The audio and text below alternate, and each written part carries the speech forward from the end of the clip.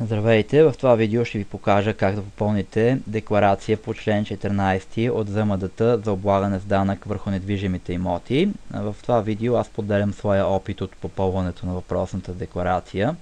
Още от сега искам да предупредя, че е препоръчително да се консултирате с служителят, който ще ви приеме въпросната декларация, дали не сте объркали нещо по нейното попълване. Искам да обърна внимание на това, че декларацията може да се попълни по няколко различни начина, в зависимост от това, да кажем, дали вие се явявате собственик на имота или сте фирма. Съществуват множество вариации за нейното попълване, така че ви препоръчвам да се консултирате с служителят, който ще ви приеме въпросната декларация, ако не сте сигурни в нещо по нейното попълване. Всичките имена и лични данни, които ще попълня тук, са примерни и всяко съвпадение е плод на случайност. Първото нещо, което трябва да направим при попълването на декларацията, е да напишем общия брой на страниците, които стандартно, поне в моя случай, бяха 8 в това поленце тук. Следващото нещо, което трябва да попълним, е трите имена на декларатора. Искам още от сега да добележа, че в това видео попълвам въпросната декларация от името на собственик на имот или на наследници на имот. Ще покажа също необходимите графи, които трябва да се попълнят. Тук пишеме собствено бащино и фамилно име. Така, ето ги въпросните собствено бащино и фамилно име. Тук попълваме ЕГН-то. Съответно, така, ето попълнихме ЕГН-то. Постоянния адрес, седалище, тук попълваме къде живее въпросното лице. Ето това е примерният постоянен адрес, който си измислих. Тук отдолу записваме адреса за кореспонденция. Да кажем, в нашия случай може да бъде същия, за да не се мъча излишно да пиша. Опа. Така. Въпросните данни за постоянен адрес може да си ги видите от личната карта, ако случайно не си ги знаете. Тук се записва номерът на личната карта. Ще си измисля някакъв произволен. В кое МВР е била издадена. Да кажем МВР София. Т.е. искам тук да направя на поправка. Тук се записва издадена т.е. на коя дата е издадена. Въпросната информация, както вече казах, може да се видите от личната карта. Да кажем 20.08.2008 година. Тук записвате от кое МВР е била издадена. МВР София, да кажем. Тук долу записвате трите имена на представителя и пълномощника, т.е. ако друго лице подава въпросната декларация, то трябва да напише и своите си данни, които, пак повторям за трети път може би, може да си ги видите от личната карта. В нашия случай, тъй като аз бях представител, ще попълня и данните на един вид на пълномощника или представителя. Така, ето примерните имена, които си измислих. Тук записваме ЕГН-то, съответно от личната карта. Така, ето измисленото от мен ЕГН. Тук записваме адреса за кореспонденция, т.е. къде може да бъдете намерени да се кореспондират с вас. Така, тук попълнихме в тези полета адреса за кореспонденция. Тук записваме номерът на личната карта. Измислям си някакъв номер. Кога е била издадена. От личната карта, както вече казах, може да проверите. Така, ето кога е издадена. Тук записвате от кое МВР, да кажем МВР София. Ако така пише на личната ви карта. В вашия случай може да е различно, разбира се. Пълномощното заверено на, тук трябва да се напише съответно датата, когато е заверена и от кого. в ето това поленце тук. Тук по точка 2 трябва да опишете по какъв начин сте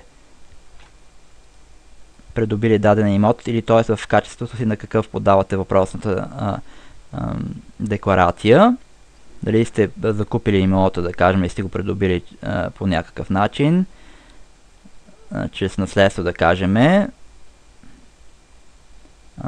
Дали го подавате с цел да коригирате информация. Тук мисля, че това е доста ясно и не е нужно да конкретизирам и да давам примери. В нашия случай беше придобиване на имот, т.е. с Хикс, както е описано тук, отбелязвате в качеството на какъв подавате въпросната молба. Така, тук по точка 3 се отбелязват характеристиките на имота, какъв вид е, да кажем дали е земя, сграда, земя и сграда. В нашия случай е само сграда, така че тук отбелязваме с Хикс сграда. Адресът на въпросния имот трябва да се попълни тук в тези поленца. Ето ги въпросните примерни данни за имот, за адрес на имота. Тук по точка 3.3 трябва да напишете дали е подадена декларация за този имот от собственик или ползвател. Съответно да отбележите да или не. По точка 3.4 степен на изграденост на инфраструктура общо за имота елементи. Т.е. трябва да отбележите дали има изградена електрификация, водопровод, канализация, топофикация, ТЕЦ, дали имота граничи с пътна мрежа и трайни настилки, и в зависимост от случая да отбележите с Хикс, че за да или не. Нали? Така, тъй като в моя случай имот отговаряше на всички тези изисквания, навсякъде ще отбележа с Хикс. Така, навсякъде отбелязвам с Хикс. В вашия случай може да е различно. Така. Начинът на придобиване на имота, в зависимост от случаят, дали наследство пишете наследство, дали ако е покупка и така нататък. Тук си отбелязваме покупка, в зависимост от начинът на придобиване на имота. Тук отбелязваме какъв е видът на документа за собственост, да кажем нотариален акт. Така. Тук датата на издаване на документа. Тук си попълваме една примерна дата на издаване на документа. Така. Само за пример. Номер на документа. Принципно не си спомням какво трябва точно да се пише, но си представям някакъв такъв номер, предполагам, че се записва. Тук по точка 5 собственици. Както може да прочетете тук и от обяснението, трябва да запишете собствениците на имота, кои са. Ако е само един собственик, пишете само един. Ако са, да кажем, двама собственици или съпруг и нали, двама съпрузи, един след друг се записват имената им тук в тези графи. В нашия случай ще запишем двама собственици. Така, ето примерните данни на първия собственик на имота. Горе-долу така, т.е. така трябва да изглеждат. Тук отдолу ще запишем и втори собственик в тези поленца.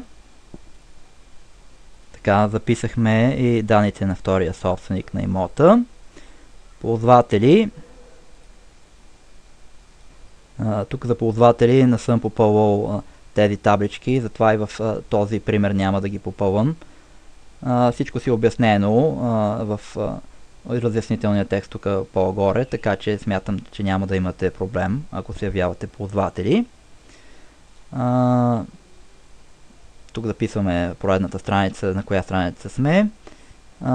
При попълването на документа. Тук горе в левия ъгъл също трябва да поставите подпис на декларатора. Тук за предназначение сградата отбелязвате какъв вид е сградата. В обяснението си смятам, че достатъчно добре е описано за какво става въпрос. В нашия случай беше жилищен блок, така че отбелязвате с хиксче, жилищен блок. Общи характеристики на сградата по точка 2. Тук описвате броят на етажите на сградата. Да кажем 6 етажа. Тук в тази графа. Тук отбелязваме дали има асансьор с хикс, ще предполагам трябва да се отбележи. Отбелязваме с хикс. Тук по точка 3 основание за освобождаване от данък. В зависимост от това дали отговаряте на някои от тези условия, може да бъдете освободени от данък, тъй като в моя случай не отговарях на нито едно от тях, не съм ги попълвал и съответно в това примерно видео няма да ги попълня.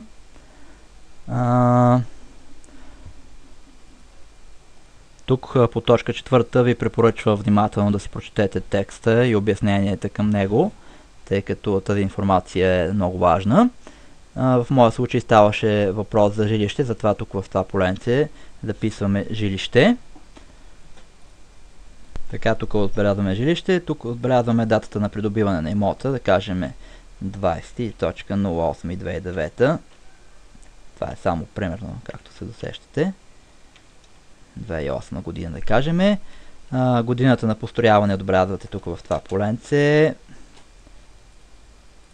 Да кажем 1978 година. Етаж. Съответно тук в това поленце отбелязвате на кой етаж се намира въпросния апартамент в нашия случай. Всичко е направено изключително логично, така че трудно може да сбъркате